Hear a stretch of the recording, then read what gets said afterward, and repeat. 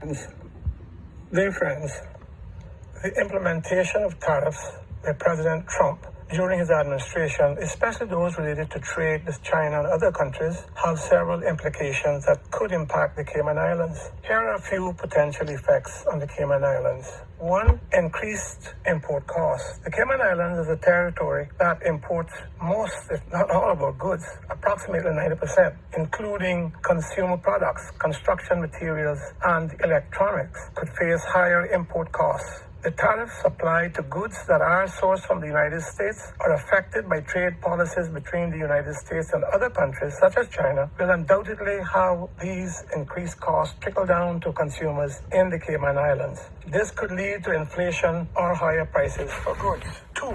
Impacts on local businesses.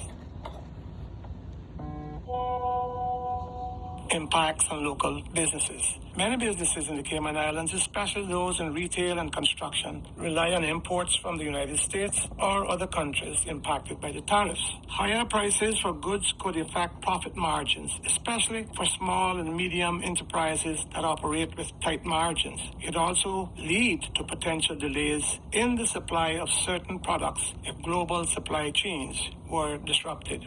3. Tourism and service industry. While tariffs primarily affect trade, the service sector in the Cayman Islands, particularly tourism and finance, might be indirectly impacted. If tariffs lead to a downturn in the United States economy, it could reduce American travel to the Cayman Islands, which is a significant market. Additionally, if the United States economy faced broader challenges due to tariffs, that might result in less disposable income for United States citizens to spend on luxury travel or services in the Cayman Islands. 4. Financial services. The Cayman Islands is a global financial hub, and its economy is heavily tied to financial services and investment. If tariffs lead to instability in international markets, this could impact financial flows and investor sentiment. The Cayman Islands financial sector might experience shifts that we could not bear, especially if the United States or other global markets were affected by prolonged trade tensions. 5. Potential for diversified trade relationships. On the flip side, the Cayman Islands could potentially seek to strengthen trade relationships with other countries, for example, in the Caribbean region and our neighbors, to mitigate the negative effect of the United States imposed tariffs. Diversifying trade partners could help stabilize the cost of imports and the supply change. And we have talked about trade with Central and South America. 6. Real estate and construction. The Cayman Islands' booming construction industry might also face higher costs for building materials such as steel or aluminum if tariffs were imposed on these items. This could increase the overall cost of development, impacting housing prices, commercial real estate projects, and infrastructure development. So we are all and must be very worried and concerned about the uncertainties surrounding the new tariff regime that has been introduced by the United States. There may be foreseeable fallouts in revenue stream, reduction in employment, and trade implications across the region and internationally. With these uncertainties, it is now more than ever necessary to be united and avoid further division amongst us. As a people, together, locally and regionally, we will have a larger bargaining power if we remain as a cohesive society and coexist as a regional bloc. Eventually, as always, investors and some workers will also be helpful in these circumstances. Therefore, we need to engage in scenario planning in order to take the necessary steps and implement measures that will cushion these fallouts in the immediate future. We need to be proactive and capitalize on all the opportunities we can to increase revenue streams. So now is not the time to shun or chase away revenue, or rather talking about it and stopping it and want to stop it, but rather to amass all the revenues we can. At this particular juncture, it's essential to focus on both boosting immediate revenue and creating a foundation for long-term growth. So the following are several strategies I think we need to consider. 1, diversify our revenue streams. Again, expand our financial services. We are known for our vibrant financial services industry, so we need to focus on attracting more international clients and expand offerings in investment, funds, insurance, and other financial services. Marketing efforts in emerging markets or countries impacted by tariffs increases could boost demand. Tourism promotion, as I said earlier, although tourism might be affected by global economic factors, focusing on niche markets such as our luxury tourism, ecotourism, and wellness tourism, medical tourism, and offering packages that cater to higher-end travelers can increase our revenues. Incentives for international businesses. This may not be attractive or supported by many residents, but we could specifically offer some incentives on taxes or subsidies for new businesses in sectors such as technology, logistics, or renewable energy. Encouraging foreign direct investment will mitigate the impact of tariff increases and attract long-term development. We should have an appetite for foreign businesses. No time to talk about stopping. No time to be quarreling about people coming here. It is what it is, and Cayman don't have much say in what the rest of the world do. 2, to leverage technology and innovation, encourage fintech development. The global rise of fintech offers unique opportunity for us to attract digital finance companies.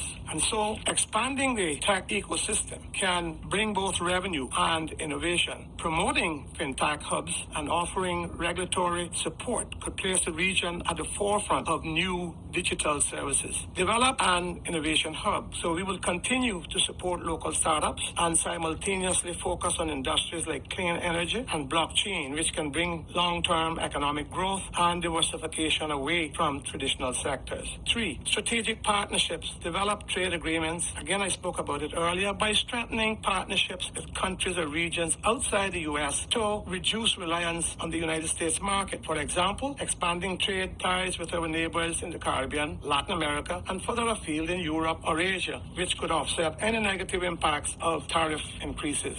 Promote joint ventures by encouraging joint ventures with foreign companies looking to enter the Caribbean region. These partnerships can bring in capital, expertise, and technological advancements. Number 4 would be to improve infrastructure. Invest in infrastructure projects. Consider increasing public and private sector investments in infrastructure, such as our port that we're talking about now, our port facilities. Our airports need some expansion. And renewable energy projects, which can create jobs and attract both tourists and foreign investors, which are currently live and topical issues at this time. This could also include expanding digital infrastructure to support remote work and international businesses. Promote sustainable tourism infrastructure by focusing on improving and expanding sustainable tourism infrastructure, like eco-friendly resorts or renewable energy-powered amenities to attract higher-end, eco-conscious travelers. To focus on digital economy. Taxation around the digital economy. For example, taxing large multinational digital platforms that operate in the region where possible could help ensure that we get a fair share from these global companies.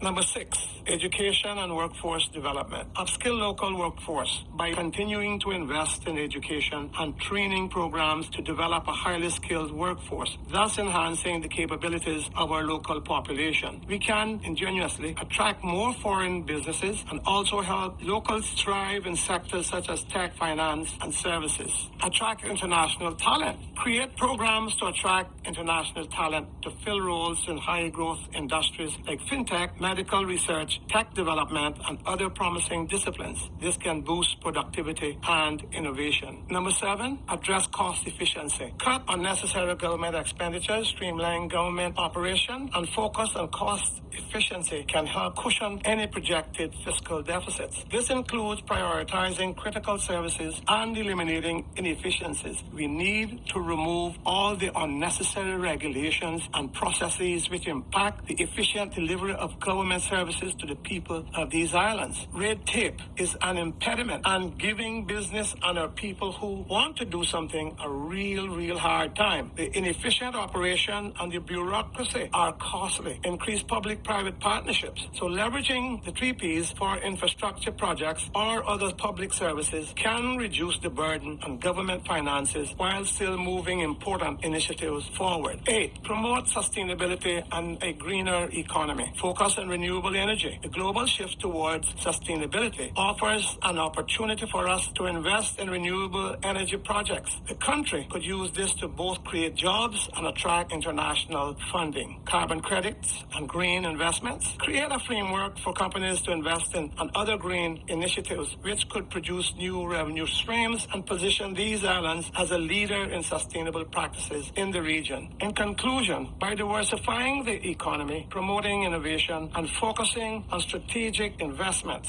and consequently raising revenue, we can help mitigate the short-term impacts of tariffs increases from the United States while setting the stage for long-term resilient economic growth. While the Cayman Islands might not have been directly targeted by the tariffs, the connectedness of global trade means that the region will experience both direct and indirect effects from trade tensions, particularly through higher import costs, potential disruptions in supply chains, and impacts on tourism and the financial sector. However, the specific effects would depend on the duration and scope of the tariffs and how our local economy adapts to these challenges. The effects might be limited due to the region's specific economic characteristics and how robust and resilient our society and economy is. But this justifies why it is critical at this juncture to be able to navigate at this time. This is McKeeva Bush inviting you to my public meeting on Saturday the 12th at Knowles Crescent off Watercourse Road, West Bay at 7:30 p.m. Food will be available. That is a meeting on Saturday the 12th at Knowles Crescent off Watercourse Road, West Bay. Thank you, and may God continue to bless us and bless you and your families and bless you again.